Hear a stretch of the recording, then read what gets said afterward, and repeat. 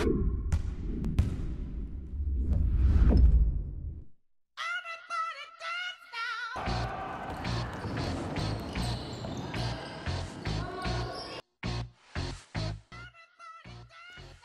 sausio mėnesio savaitę MKL Pulsas stebėjo SKM 99-ųjų pagrindinės komandos dvikovą su Šarūno Marčiulionio krepšinio akademijos IPSO ekipa.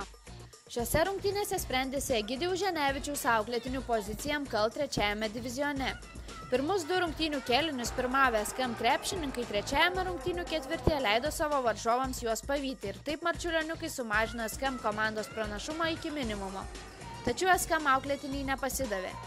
Pasak trenerio Egidijaus Ženevičiaus, jo auklėtiniams teko daug dirbti, kad pasiektų reikiamą rezultatą. Reikėjo daug darbo.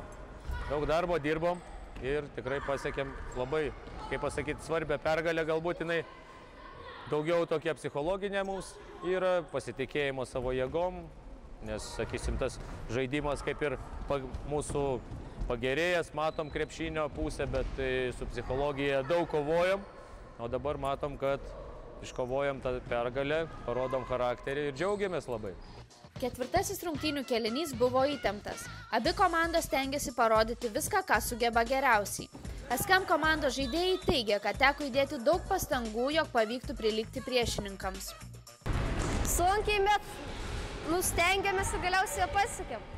Šiaip tai visas rungtynės pakankamai vedėm, tik trečiam kėlinyje atsipalaidavom, prisivijo, ketvirtam net persverė.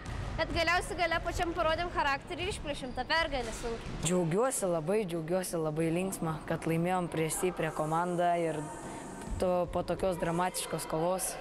Po lygiavertės kovos SKM 99-ųjų pagrindinė komanda rungtynės laimėjo rezultatu 71-66 ir MKL 3-ame divizione užėmė antrąją vietą.